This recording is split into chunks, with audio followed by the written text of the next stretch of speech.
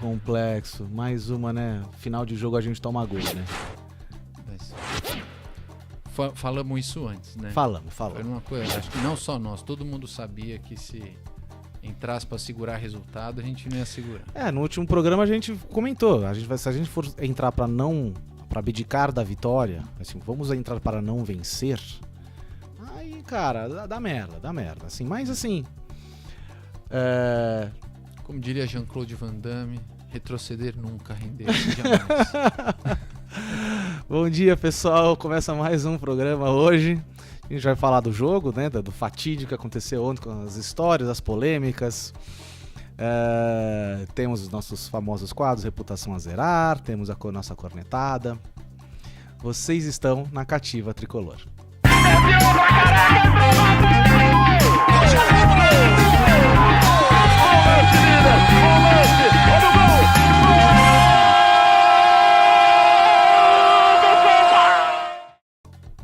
Frego. Digão. Vamos lá. Vamos nessa. O que você achou do jogo ontem? Cara, é assim, como torcedor, a gente sempre acha que dá, né? Mas o Corinthians sempre foi melhor que o São Paulo. Não tem jeito. São Paulo é um time nanico ainda, nascendo. Estamos nascendo, e né? para um time que tá nascendo, continuando, porque toda vez que troca de técnico, o time renasce, né? Sim. Eu achei que... enfim, eu fiquei animado com a defesa. Achei a defesa consistente, apesar da distração naquele momento final. Era um time que os caras não estavam conseguindo entrar. Eles chegavam até próximo à área. Não, então, assim, acho que a gente estava com uma consistência argentina na defesa. Eu achei muito interessante o nosso... como a gente mudou da água pro vinho nesse processo. Eu achei que o Bruno Alves e o Arboleda foram monstros. Então, Rodrigo Caio, pelo amor de Deus, aceita qualquer proposta, Rodrigo. Agora que você tá oficialmente no banco. Exatamente. Aceita qualquer coisa, porque realmente os dois foram monstros ali no jogo. Até os laterais.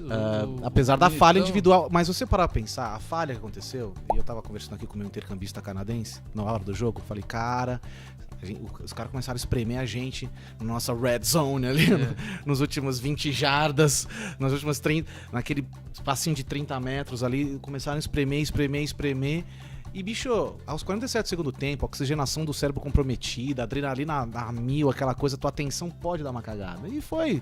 O Rodriguinho de 1,76m subiu sozinho. Sozinho. E o que me irrita, aí você começa a ver falha em tudo, apesar de não existir e ser difícil, né? Principalmente dentro de campo. Eu vi falha do Sidão. Olha que absurdo. Que poderia ter saído. Então, mas é que tá, o Zete teria saído. Não teria. Então, mas aí que você começa a achar essas coisas, você entendeu? Mas é isso, você começa, você fala, porra. E aí você pega o time que surpreendeu no primeiro tempo, principalmente quando a gente fala que os primeiros 15 minutos são essenciais nesse tipo de jogo. Os caras foram pro abafa, marcamos em cima. O Corinthians não tava esperando isso. Mas o que você não pode deixar um outro time é pensar demais. Então, no começo do jogo, o São Paulo não deixava o Corinthians pensar muito. E você não precisa ficar no abafa, na verdade, pro cara não pensar muito. Basta não deixar o cara ficar tocando bola o quanto...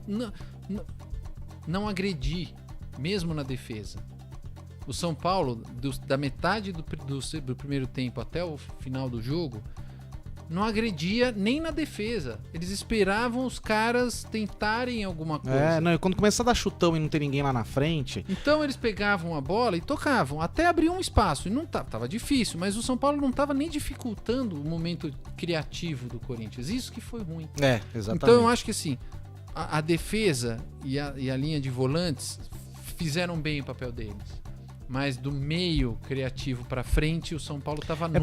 Mas é porque chega uma hora, nesse tipo de marcação, eu vejo da seguinte forma, chega uma hora que o cansaço bate. E vai ter uma... Então, mas assim, eu não tô falando que você tem que agredir toda hora, mas você precisa pegar períodos do jogo pra esse tipo de agressão.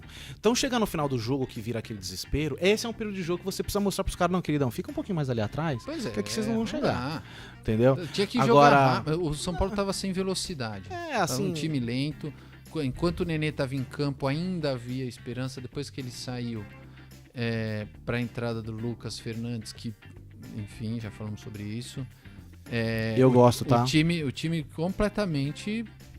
Assim, foi claro que o segundo tempo a gente entrou pra... Não é nem pra segurar o resultado, porque se você entra pra segurar o resultado, você tenta alguma coisa, pelo menos. O São Paulo falou, vamos ver se os caras vão conseguir fazer alguma coisa. Vamos ficar assistindo aqui tentando rebater.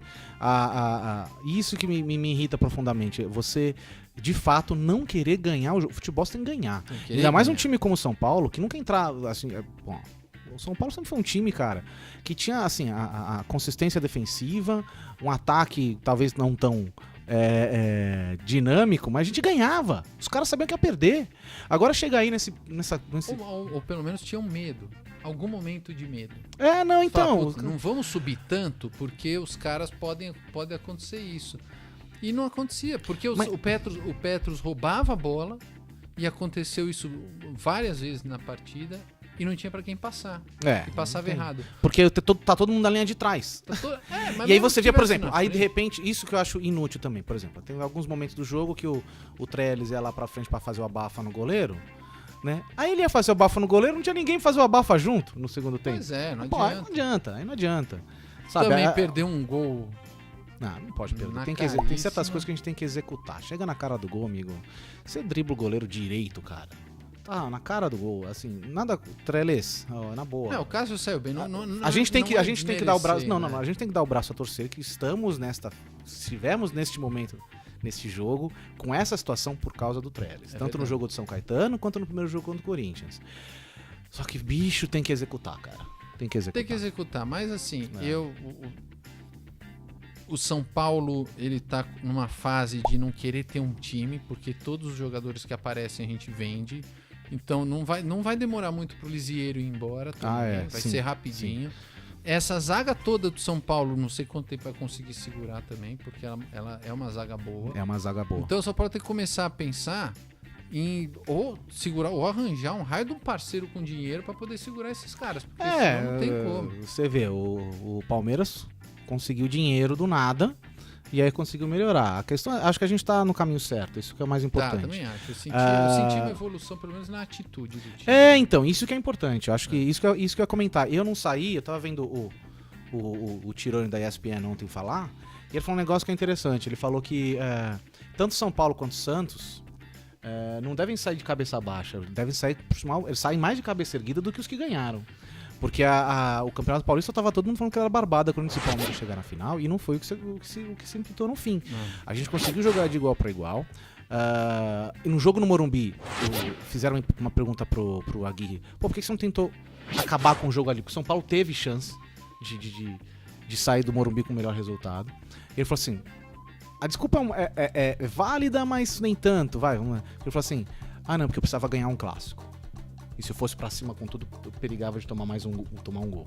Ele falou que precisava ganhar um clássico. Só que com o time dos caras desfalcado, a gente jogando com 3 volantes, enfim. Mas acho que a gente tira boas perspectivas desse jogo. Acho que, a gente mostrou uma consistência defensiva que a gente não mostrava há anos. Não é nem há jogos, é há anos, e o cara tá lá há 12 dias. Então, assim, da mesma forma que o Muricy, quando veio, ele fez um clinch, assim, no São Paulo, né, segurou, fez um ferrolho, o Aguirre conseguiu fazer. E eu acho que com o tempo a gente vai ter um Campeonato Brasileiro melhor, por mais que a gente comece a ganhar jogos de 1-0. Porque isso dá. É porque aconteceu bem agora, na fase final do campeonato. Se é uma situação que o São Paulo assume desde o começo, é capaz de ter mais confiança. Sim. Eu acho que o time treinamento o time jogou daquela forma que você falou, com medo de perder. Com medo de ganhar. Com medo de ganhar. Com medo de ganhar. Então. O medo de perder tira a vontade de ganhar. Com medo de perder. Porque era o Corinthians, que a gente vira e mexe e perde pra eles.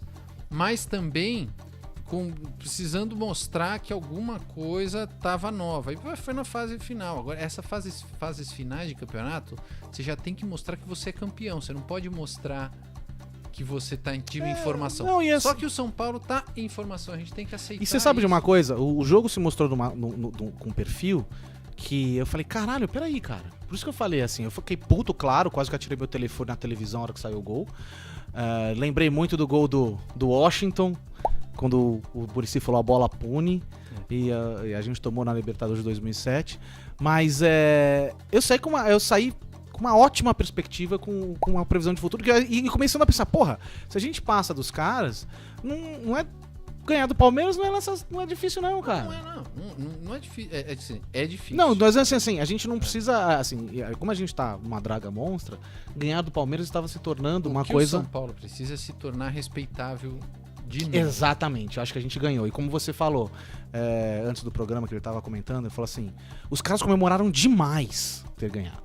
Demais. Então isso mostra que existe ainda assim o respeito e existe ainda assim uma coisa que a gente tinha perdido.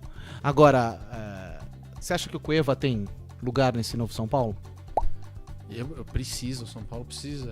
Eu não sou muito fã do Cueva, mas precisa de um jogador como ele, pelo menos. Quem que você tira pra entrar o Cueva? Tem que ser alguém do meio. Eu tiro o Petros. Eu jogo de liseiro de segundo volante nessa hora. O menino jogou muito bem os 2 jogos, foi o melhor jogador de São Paulo no confronto. Eu tiraria o Petros também e deixaria o Cueva com o Nenê. Ou, pelo amor de Deus, se o Diego Souza tá lá, então põe o cara na posição que ele sabe jogar, só pra gente ver que é a posição do Cueva. É a posição do Cueva. Vamos ver como é que ele funciona. Agora, eu acho que o Diego Souza funcionaria bem na posição do Cueva, então. Então, mas ele funciona bem ali. Ainda mais que hoje ele tá mais lento do que há 10 anos atrás. Do que há 10 anos. Então, que seja isso. Ou que seja, o que a gente precisa é de alguém que segure a bola, toque, seja ligeiro. E que seja arisco durante o jogo, chega atento. Pro time adversário, fala, caramba, vamos ficar atento. Não dá pra ser Diego Sono. Que aconteceu. Não dá pra ser Diego Sono. O que aconteceu? O Corinthians sabia que o São Paulo não ia fazer nada. Então eles ficavam exatamente. procurando alternativa. Você vê como são as coisas, desculpa. Tanto é que quando o Carille viu o caldo tá engrossando, ele tirou o volante e botou o meia. Um atacante, que é o Pedrinho. Ele tirou o Gabriel e botou o Pedrinho. Entendeu? Então, assim... São Paulo não vai atacar. O que São Paulo fez? Trocou 6 por meia dúzia. Tirou acho que o Marcos Guilherme botou o Lucas Fernandes, né? O Marcos Guilherme, tadinho. Não, coitado, ele é esforçado. Assim, mas ele assim, é só isso. Mas tudo bem, Frei, ali no jogo não deu o jogo pro cara. Não deu nenhum jogo. Não, assim, eu acho que é o seguinte, a hora que voltar o Valdívia, pelo lado esquerdo ali, eu tiro... eu tiraria o Nenê e o Petros, pra botar o Valdívia e o Cueva, e eu acho que aí que o time tá ajustado. Eu tiraria o Marcos Guilherme... que o Marcos Guilherme, Frei, ele faz uma função ali pra... Mas pra nada. Consistência defensiva. Não, Frei, a função de consistência defensiva. Chega uma hora que o São Paulo precisa parar de tomar gol, parar de perder e voltar a ser respeitado.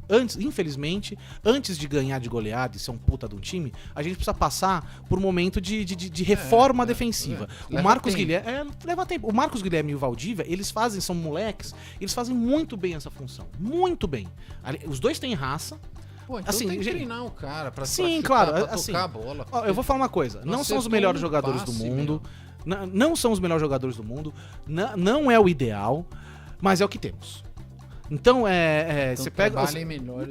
Vamos trabalhar melhor. Agora eu vou falar uma coisa aqui, mano. Puta que pariu. Como esse mala desse... neguinho de cara mijada... tem complexo de inferioridade com o São Paulo, né? O tal do presidente da gambazada, né, mano? Pelo amor de Deus, cara, impressionante. Primeiro que assim, os caras eles abraçam uma fake news, e isso que é o problema do Brasil hoje, minha gente. Os caras abraçam a fake news e falam que é verdade.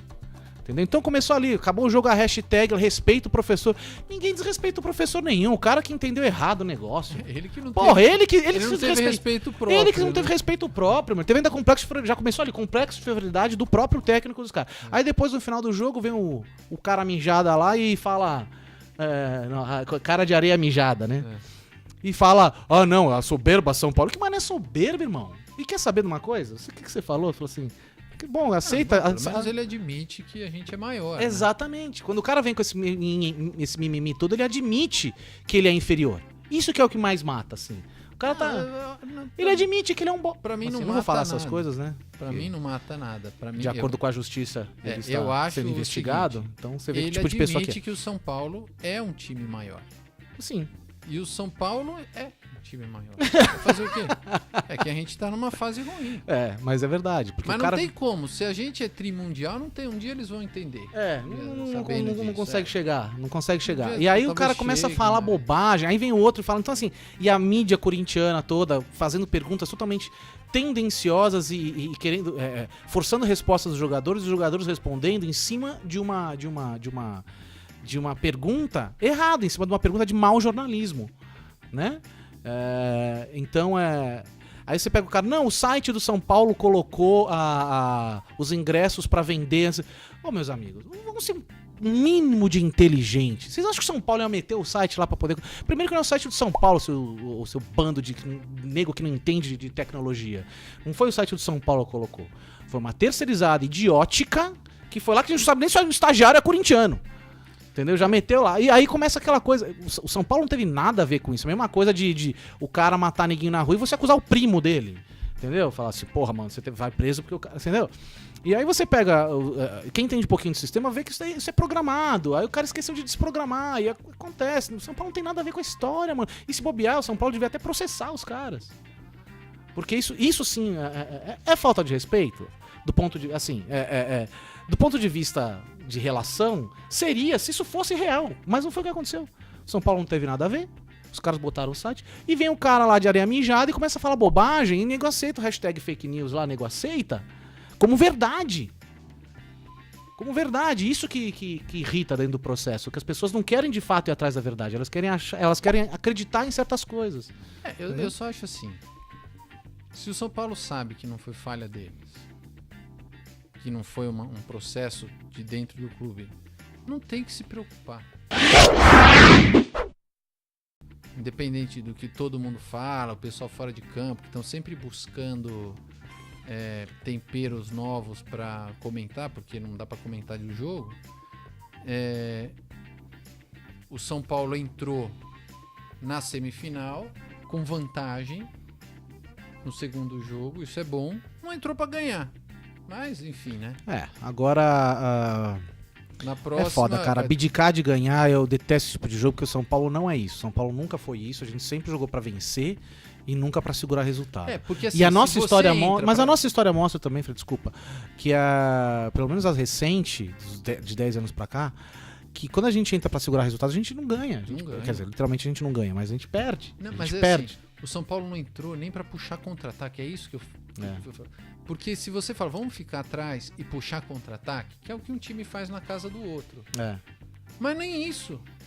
Exatamente. Nem porque você isso. precisa dar o teu cartão de visita, você precisa falar pros caras, tamo aqui. Não ataca tanto. Tamo aqui, não vem com tanto afã que a gente tá aqui. Mesmo marcando pressão no começo, mas foi só no começo. Aquele lance do Trellis e o do Militão, que chutou lá também no final. Foi um acaso. Foi um acaso. A gente, se você parar pra pensar, a gente teve as melhores oportunidades do jogo, fora o gol, claro. Foi um acaso, mas não foi o que o São Paulo queria. A sensação que dava não foi o que o São Paulo queria. Putz, o que aconteceu foi, nossa, peraí, pintou uma chance de gol, e agora? A gente nem tava esperando por isso, vamos fazer o gol? Vamos. Ai, meu Deus, melhor eu passar pra trás. Será que não dá?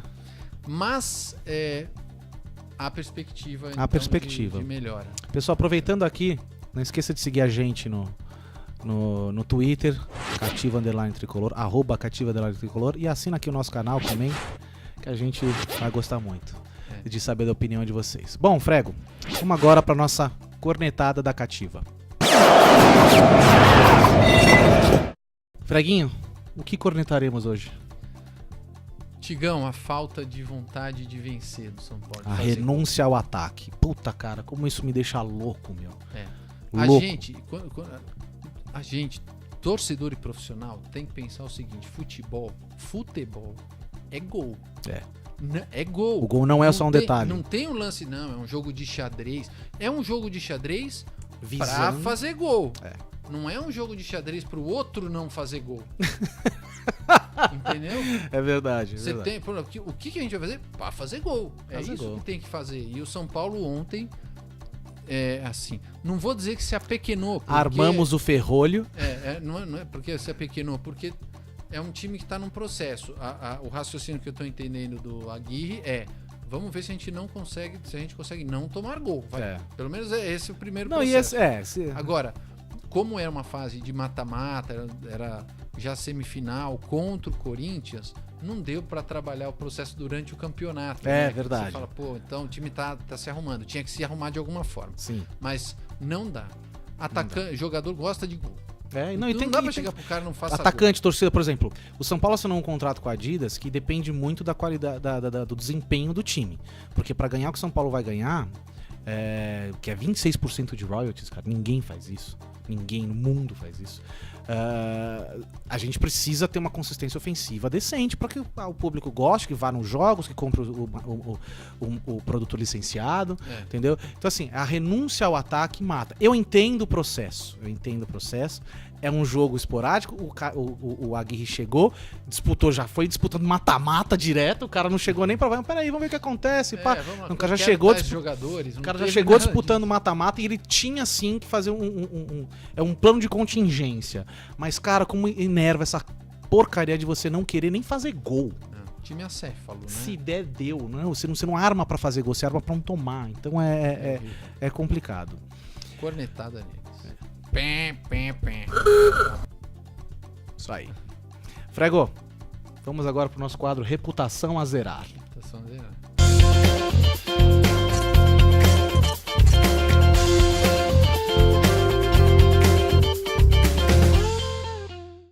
E aí?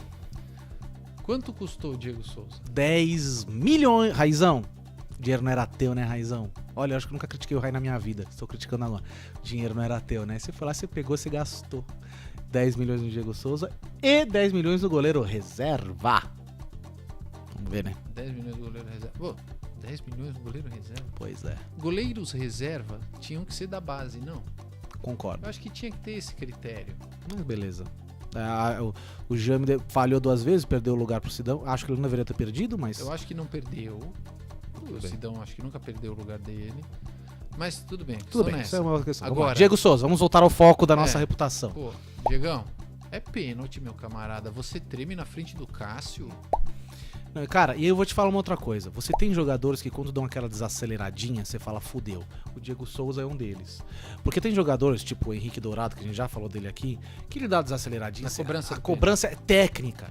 O Tietê anteontem no jogo do Palmeiras e do Santos, cara, é uma frieza pra você bater. Você tá sempre deslocando. O Jean, que também jogou no São Paulo, que era dupla com o Hernandes no meio de campo. Era uma frieza pra bater o pênalti, que você tá sempre deslocando o goleiro. Ali não, você dá uma desaceleradinha. Pra quê? Você não tem técnica nenhuma. Não, deu pra ver que ele tava ainda em dúvida o que ele ia fazer. Não é a cara dele, Frei. A dúvida, ele tá em dúvida sobre a vida. O Diego Souza, você olha pra cara dele, ele tá sempre assim, ó. Tipo... ele tá, mano, sabe o que eu sinto? Sabe aquela coisa? Tá assim, ó, não foi culpa minha, eu tô jogando numa posição que eu não quero, exatamente. Estão me mandando fazer um negócio que eu não quero. Que tudo bem, não é o que o cara... Mas te pediram. Não, mas não é nem questão... Então faz, entendeu? Cara, agora vai chegar na cara do gol. Você, jogador experiente, custa o que custa. Agora, se você tem esse valor, mostra que você tem esse valor. Então, faz o gol. É pênalti, meu. Agora tem uma questão. É pênalti. Vai com convicção. Se você vai pegar a bola, você não vai com cara de dúvida. Você vai com convicção. E uma coisa que eu acho engraçada... Temos a consciência de que fomos roubados. Fomos roubados. Fomos roubados nessa cobrança de pênalti, porque Cassião foi lá, deu um mega passo gigante de 2 metros pra frente pra poder pegar a bola do Lisieiro na última cobrança. Se ele não dá esse mega passo, ele não pega. Se fosse Rogério Ceni, todo mundo estaria gritando aos ventos que o Rogério deu um passo pra frente. Mas como foi o Cássio, e a gente sabe da tendência corintiana da mídia de São Paulo, ninguém fala absolutamente nada. Eu vou te falar a verdade, sinceramente. Eu nunca liguei pra isso. Acho que um passinho você sempre dá. A questão toda é o seguinte: começou-se, tá certo? Ou se começou a ligar pra isso. Todo mundo começou a falar, deu passinho. Então deu passinho pra todo mundo, irmão.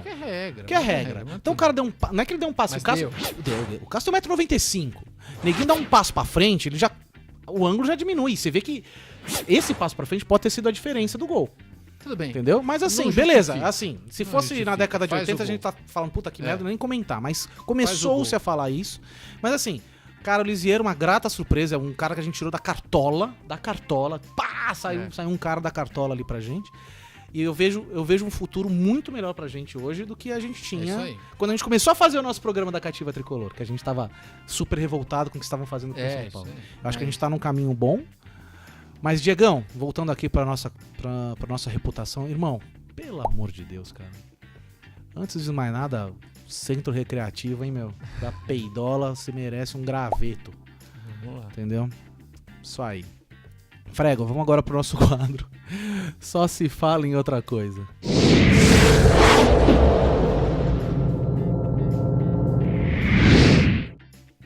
Morato estava no banco. Tava no banco, Morato. Quais são as perspectivas? Não, acredito que boas, né? Então, isso que é legal, porque assim, esse jogo do Corinthians me deu a esperança que a gente sai com um bom resultado do Paraná. Tem uma semana pra treinar? Exato. Então, vamos lá. Uma semana pra treinar, uma semana com o Cueva, uma semana que o Valdívia vai se recuperar, entendeu? Então acho que a gente tem uma boa perspectiva pro São Paulo e Atlético Paranaense, a gente nunca ganhou lá. Ter ganho lá, mas eu acho que agora, talvez a gente não ganhe, mas também a gente não perde. Não sei. Enfim, assim, foram 2 jogos com o mesmo time. True. Não foram? Sim. Então, eu acho que o técnico começa a ter uma boa noção do que pode acontecer, até das peças que podem entrar numa eventual necessidade. Eu acredito que o São Paulo ganhe. Tomara. Mas é isso que tá. A nossa mentalidade agora, eu acho que todo São Paulino tá sentindo isso hoje, apesar da frustração de ter perdido, é de um futuro menos tenebroso na nossa frente.